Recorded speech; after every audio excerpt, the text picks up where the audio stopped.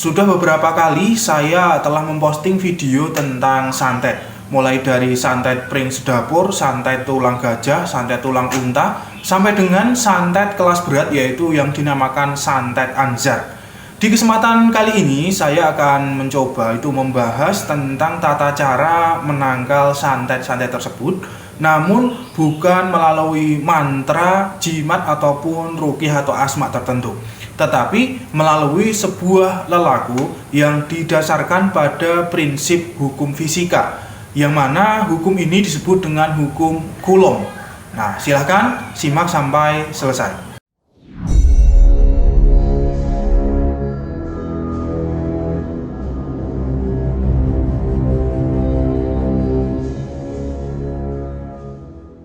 Assalamualaikum warahmatullahi wabarakatuh. Hamdan wa syukranillah. Selamat datang, selamat berjumpa kembali di channel Spiritual 21, investigasi supranatural tanpa batas.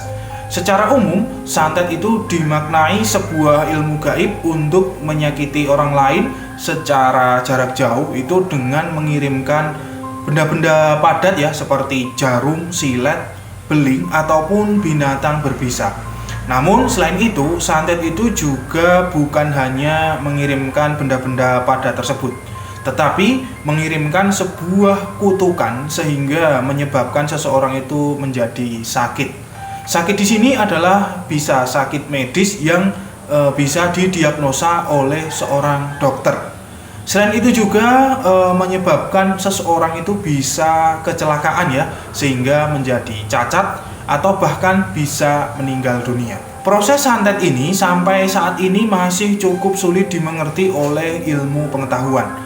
Namun secara gampangnya bahwa santet itu adalah proses pengiriman energi negatif kepada seseorang. Benda-benda seperti paku, silet, binatang berbisa dan lain sebagainya itu dirubah menjadi bentuk energi gaib, lalu dikirim dengan menggunakan bantuan jasa kurir sesosok jin ataupun makhluk gaib tertentu. Setelah energi tersebut masuk ke dalam tubuh si target, maka energi itu kembali dirubah menjadi benda padat, sehingga tentunya itu akan menyebabkan rasa yang amat sakit sekali.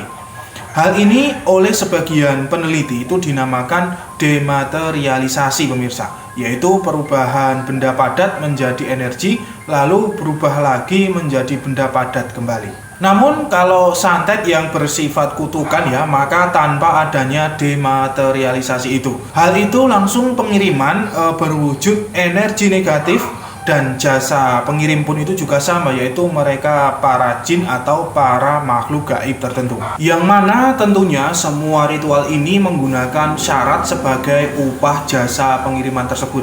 Tentu saja upah ini bermacam-macam ya, ada yang dengan darah, hewan-hewan tertentu, tumbuhan-tumbuhan khusus, sampai dengan menggunakan upah bagian-bagian mayat seseorang yang sudah dikuburkan. Lalu mayat tersebut digali, kemudian diambil bagian-bagian tertentu ya, mungkin seperti tulang kaki ataupun tulang di bagian tangan dan lain sebagainya.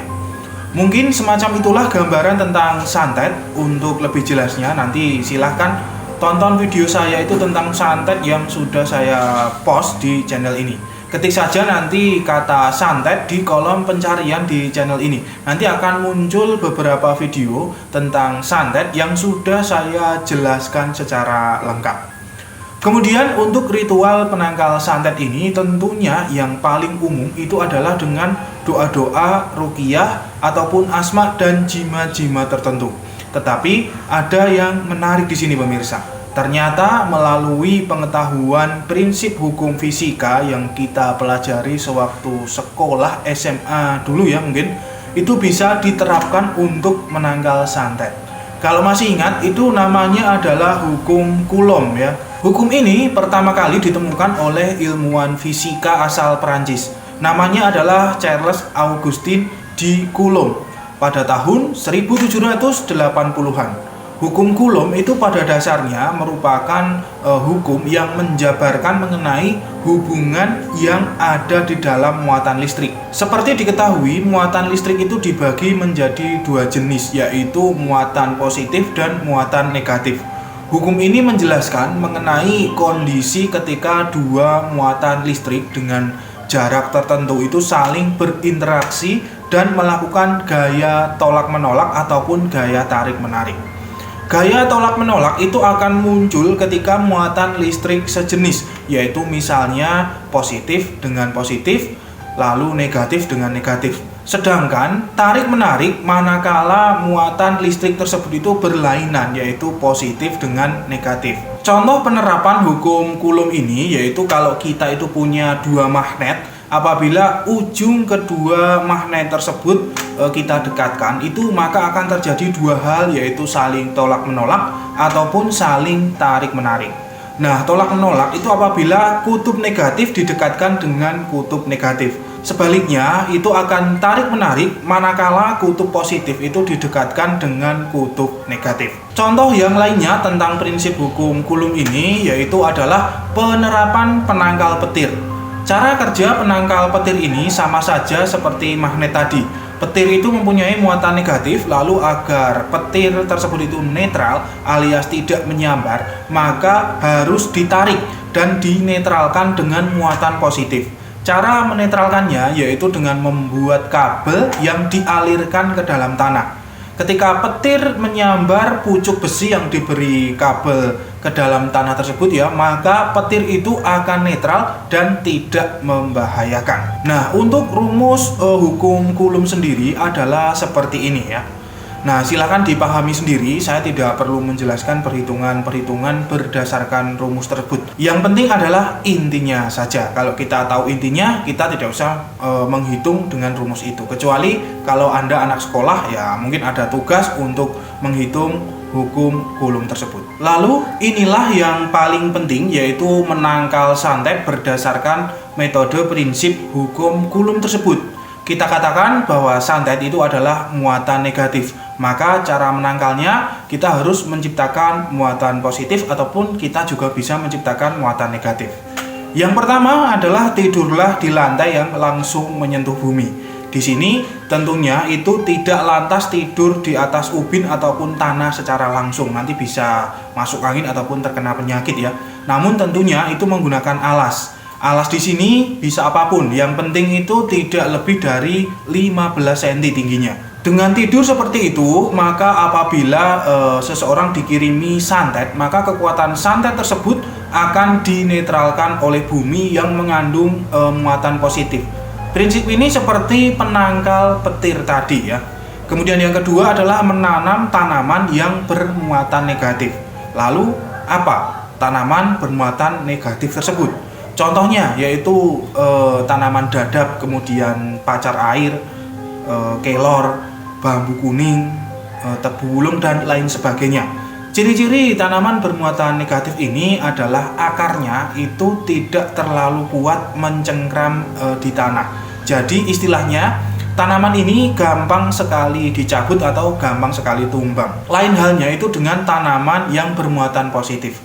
Maka akarnya itu mencengkram sangat kuat sekali ke dalam tanah. Contohnya adalah tentunya pohon-pohon yang berukuran besar ya, seperti pohon asam, pohon beringin, pohon randu, dan lain sebagainya. Pohon-pohon tersebut itu bermuatan positif sehingga seperti dalam prinsip hukum Coulomb bahwa muatan positif akan tarik-menarik dengan muatan negatif.